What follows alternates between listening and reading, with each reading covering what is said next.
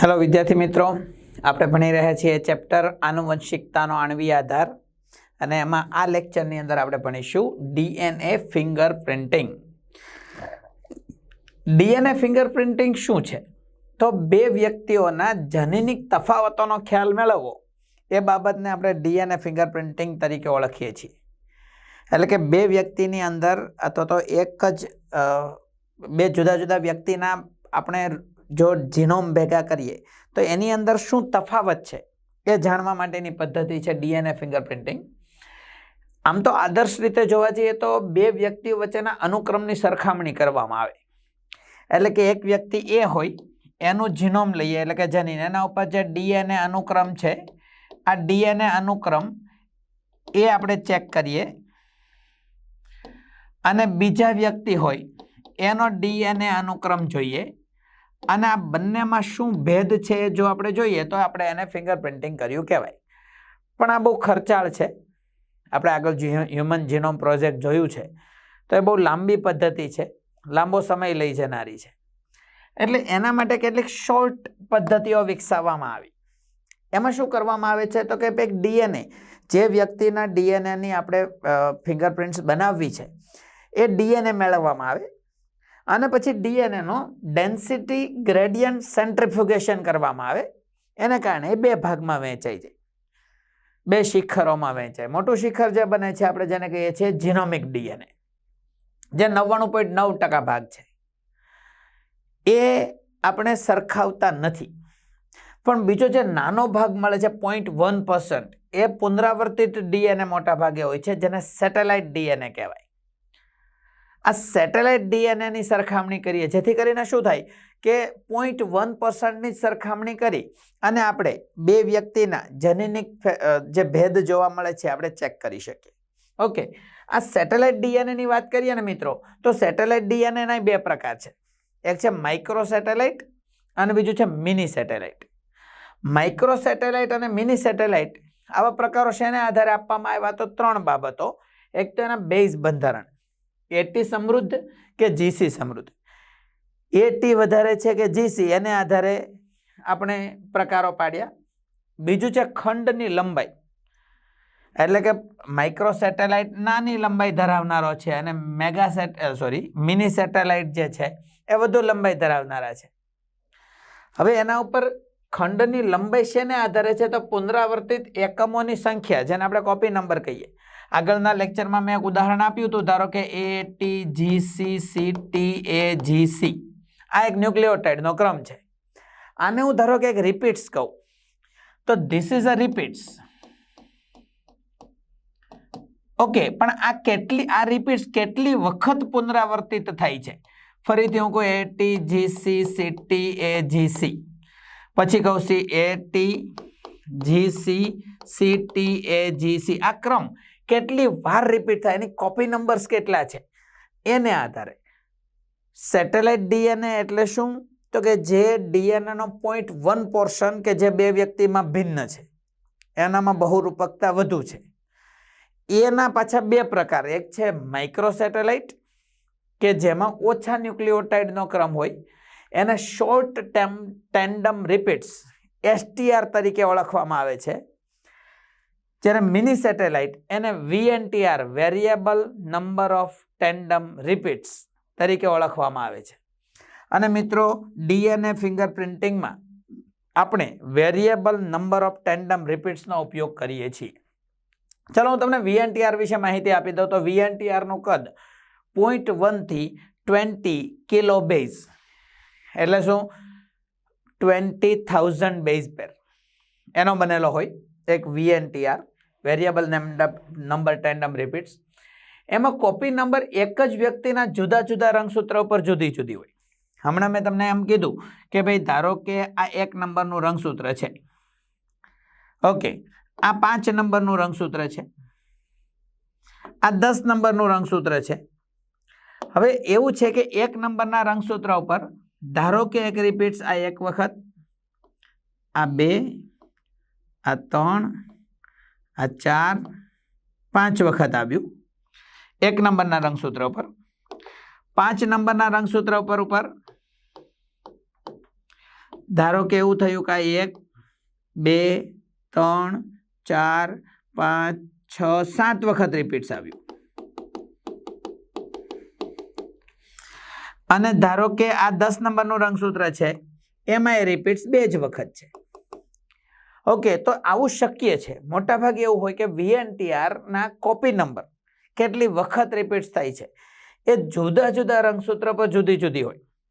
પણ હા, હવે હું એમ કહું કે ભાઈ 1 નંબરના રંગસૂત્ર ઉપર 5 વખત રિપીટ્સ છે, તો મારા શરીરના દરેક કોષમાં કોઈ પણ, પછી માથાના વાળ જે હોય એની નીચેનો જે બલ્બ હોય એની અંદરના DNA માં હોય કે પગના DNA હોય કે મારા શ્વેતકણના DNA હોય, બધામાં એ તો એટલી જ વખત રિપીટ થાય. એટલે કે જુદા જુદા વ્યક્તિના એટલે કે મોનોઝાઇગોટિક ટ્વિન્સ સિવાય એ જુદું જુદું હોય, પણ શરીરના બધામાં એક સરખું હોય. હા, હવે મારા 1 નંબરના રંગસૂત્ર ઉપર જેટલી વખત રિપીટ્સ છે એ અન્ય વ્યક્તિના 1 નંબરના રંગસૂત્ર પર આ રિપીટ્સ નહીં હોય. આ 5 ને બદલે જુદા હશે. અને હા, આ 5 ને બદલે તો જુદા હશે. મોનોઝાઇગોટિક ટ્વિન્સમાં આ સરખા હોય. મોનોઝાઇગોટિક ટ્વિન્સ એટલે તમે જાણો છો ને મિત્રો કે એક જ ફલિતાંડના સંભાજનથી 2 બની ગયા હોય ફલિતાંડ, એમાંથી બે માણસોનું નિર્માણ થયું હોય તો એને મોનોઝાઇગોટિક ટ્વિન્સ કહેવાય, સમાન જોડિયા બાળકો. તો એમાં 1 નંબરના રંગસૂત્ર ઉપર એક બાળકમાં જેટલા રિપીટ્સ હશે એટલા જ 1 નંબરના રંગસૂત્ર પર બીજા બાળકમાં રિપીટ્સ હશે. ઓકે, હવે એની પછી DNA બહુરૂપકતાની વાત કહી દઉં. Polymorphism in DNA. જુઓ, પોલીમોર્ફિઝમ મેં ઘણી બાબતમાં કહી શકું છું કે આ એક રંગસૂત્ર છે, એના ઉપર એક રિપીટ્સ છે. આ કેટલા રિપીટ્સ છે એ પણ જોવાનું. હવે આ એક રિપીટ છે એના પર ન્યુક્લિયોટાઇડનો ક્રમે જોવાનો. આ બધામાં જે જુદાપણું હોય એને આપણે DNA બહુરૂપકતા, પોલીમોર્ફિઝમ ઇન DNA કહીશું. વ્યાખ્યા તો એવી છે કે જો માનવ વસ્તીમાં 0.01 થી વધારે આવૃત્તિમાં, એટલે કે 0.01% થી વધારે સ્થાનમાં એક કરતાં વધારે એલલ હોય, એટલે કે એલેલોમોર્ફ હોય, એટલે કે વૈકલ્પિક કારક હોય, તો એ એલેલિક અનુક્રમની વિભિન્નતાને કહેવાય DNA બહુરૂપકતા. ઇંગ્લિશમાં કહીશું DNA પોલીમોર્ફિઝમ.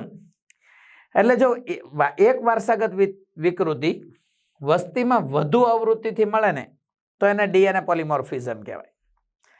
બહુરૂપકતા વ્યક્તિની દરેક પેશીમાંથી પ્રાપ્ત થતા DNA માં એક સરખી હોય. મેં આગળ ઉદાહરણ આપ્યું કે ભાઈ માથાના વાળનો નીચેનો બલ્બ હોય કે શ્વેતકણ હોય કે લોહીનો બીજો કોઈ પણ કોષ તમે લઈ લો કે પગના કોષ લઈ લો, ત્વચાનો કોષ લઈ લો, બધામાં બહુરૂપકતા એક સરખી હોય.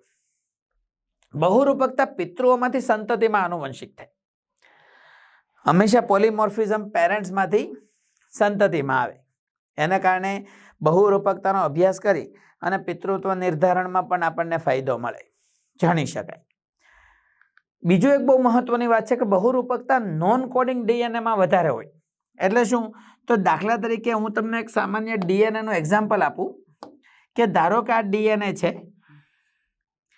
આ DNA નો એક ભાગ એવો છે કે આ DNA નો અહીંથી માંડીને અહીં સુધીનો ભાગ એવો છે કે જે કોઈ પ્રોટીનના નિર્માણ માટેનો સંકેતન આપે, એટલે કે કોડિંગ અનુક્રમ છે. અહીંયા કોડિંગ અને ટેમ્પલેટની વાત નથી. કોડિંગ એટલે જે પછીની પેઢી માટે, એટલે કે અભિવ્યક્તિ માટે mRNA નું નિર્માણ કરવાનું છે.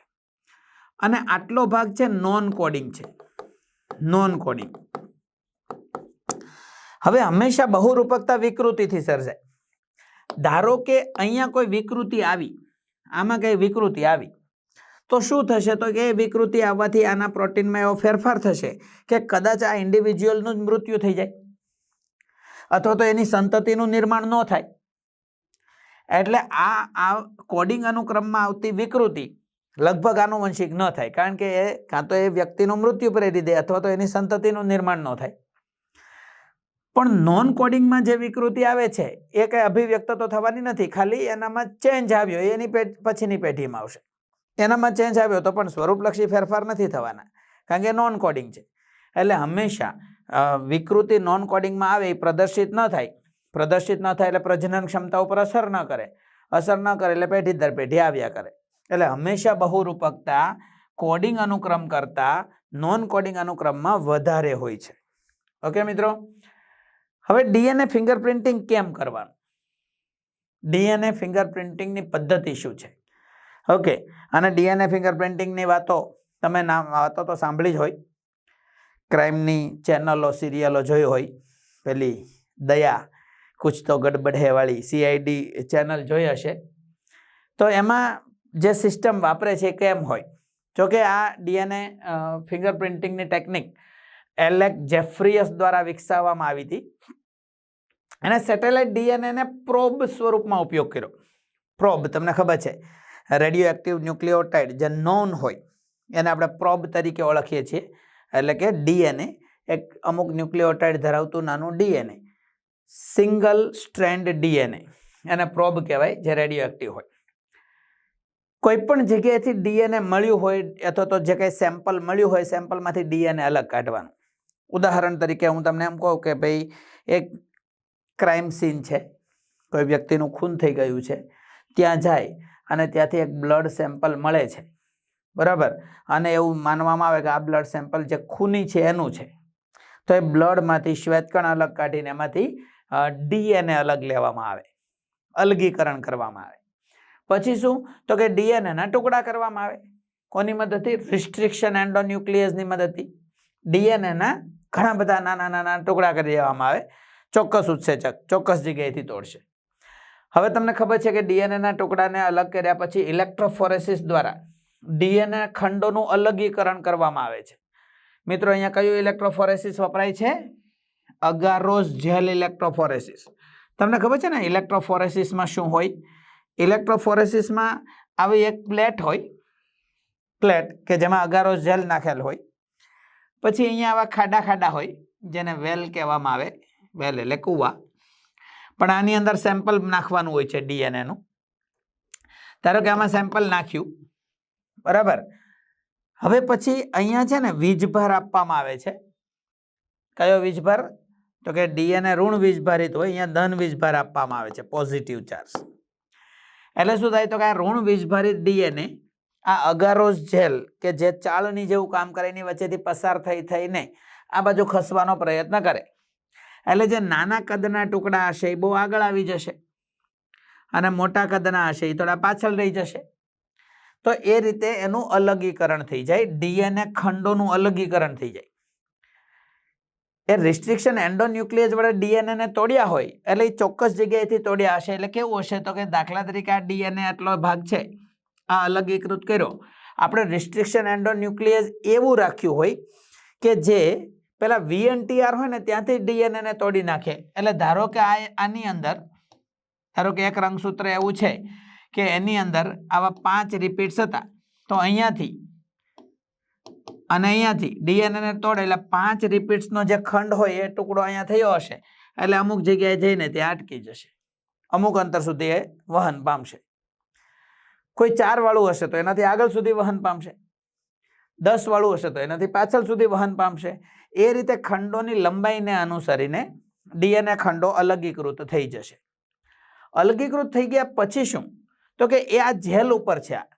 હવે જેલ એટલે એ તો શું છે? તો કે હવે આપણે એને કંઈ નજરે દેખાતું નથી, હવે એને ફિક્સ કરવું છે. એટલે પછી આ અલગીકૃત આ જે ડીએનએના જે ટુકડાઓ થઈ ગયા, તમને ખબર છે VNTR એટલે કે કોપી નંબરને આધારે અલગ અલગ જગ્યાએ આવી ગયા છે. તો તમે આના ઉપર નાયલોન કલા અથવા તો નાઇટ્રોસેલ્યુલોઝ એ સ્થાપિત કરી દેવામાં આવે. સમજો છો તમે શું કહેવા માંગુ છું? ધારો કે હું તમને એમ કહું કે આ અગારોઝની પ્લેટ છે, અગારોઝ જેલ, એના ઉપર અલગીકરણ થઈ ગયું છે. પણ હવે હું આને ઓળખી શકું એમ નથી, કારણ કે આ ફિક્સ નથી, આ ખસી જાય એમ છે ટુકડાઓ. એટલે હવે હું જઈશ નાઇટ્રોસેલ્યુલોઝ અથવા તો નાયલોન કલા, એને આના ઉપર સ્થાપિત કરી દઈશ.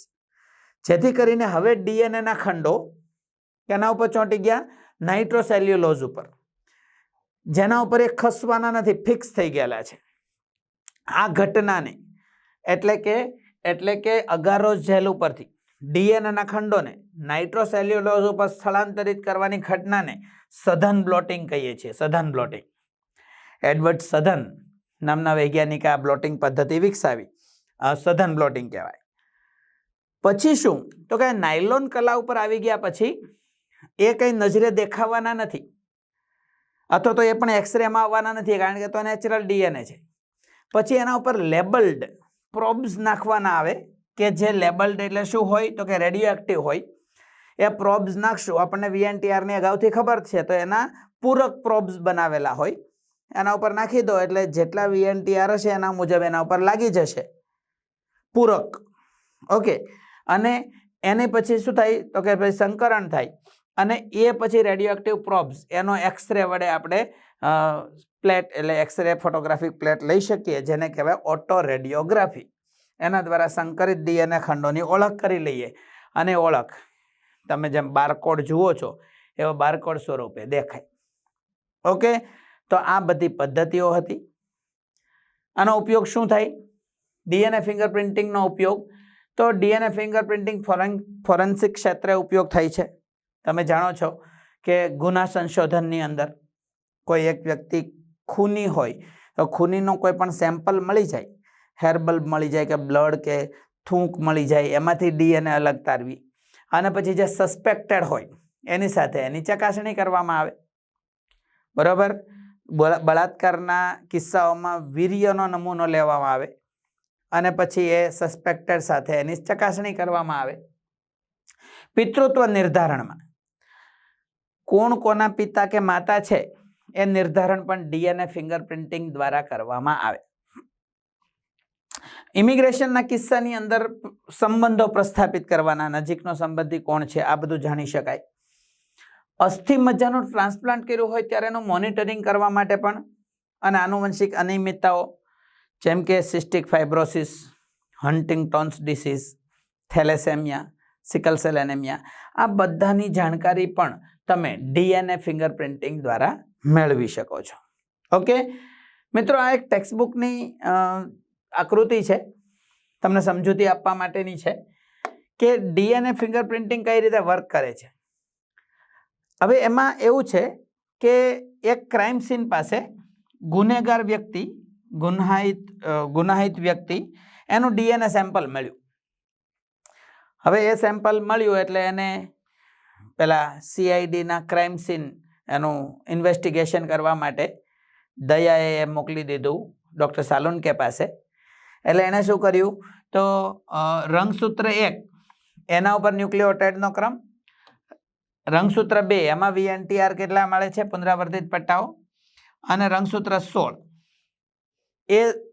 એ જે ગુનાહિત વ્યક્તિનું જે સેમ્પલ મળ્યું હતું એમાંથી આટલા રંગસૂત્ર પ્રાપ્ત થયા. હવે જોયું કે 1 નંબરના રંગસૂત્ર એમાં 2 કોપી નંબર હશે ને, 1 નંબરના 2 રંગસૂત્ર હોય ને આપણામાં, અને 2 સમજાત રંગસૂત્ર હોય, એક આપણને માતા તરફથી મળ્યું હોય, એક પિતા તરફથી મળ્યું હોય, બંને ઉપર કઈ પટ્ટાની સંખ્યા એક સરખી ન હોય. ધારી લઈ કે આનામાં કેટલી છે તો કે જોઈ લો 1 2 3 4 5 6 7 8 9 10 11 છે. અહીંયા પુનરાવર્તિત પટ્ટાની સંખ્યા હતી 11. ચાલો 1 નંબરના બીજા રંગસૂત્ર પર 1 2 3 4 5 6 7 8 9 છે. એ જ રીતે બીજા નંબરના 7 નંબરના રંગસૂત્ર પર, 2 નંબરના રંગસૂત્ર પર કેટલું છે એ જોઈ લીધું. ઓકે, હવે સસ્પેક્ટેડ વ્યક્તિઓને પકડ્યા. સસ્પેક્ટેડ વ્યક્તિઓ 2 હતા, એક હતો A અને બીજો હતો B. હવે જોવાનું હતું કે આ 2 માંથી કોણ ખરેખર ગુનેગાર છે. તો બંનેના કયા રંગસૂત્ર લેવા પડે તો કે જે ક્રાઇમ સીન ઉપરથી આપણને મળ્યા છે 7 2 અને 16, તો કે 7 ઉપર તમે પટ્ટા જોયા, 2 ઉપર જોયા, 16 ઉપર જોયા. એ જ રીતે આ સસ્પેક્ટેડ B એના પણ 7 2 અને 16, આ બેનું સરખામણી કરો, શું ખબર પડી જશે તો કે ભાઈ આ 2 ઉપરથી ખબર પડી જશે કે આની અંદર જે બાબતો મળે છે એ આની સાથે સામ્યતા, એટલે ગુનેગાર વ્યક્તિ એ નથી, B છે. ઓકે, તો આવા બધા ઉદાહરણો દ્વારા હું તમને ખાલી સમજાવી શકું કે DNA ફિંગરપ્રિન્ટિંગ અત્યારે ગુના સંશોધનમાં ફોરેન્સિક ક્ષેત્રે ખૂબ જ ઉપયોગી છે. ઓકે મિત્રો, તો આ સાથે આપણું DNA ફિંગરપ્રિન્ટિંગનો ટોપિક અને ટોપિક સાથે આપણું આ લાંબુ ચેપ્ટર આનુવંશિકતાનો આણ્વીય આધાર એ ચેપ્ટર પૂરું થયું. આશા છે કે તમે આ ચેપ્ટરની ખૂબ જ સારી સમજૂતી મેળવી હશે. Thank you.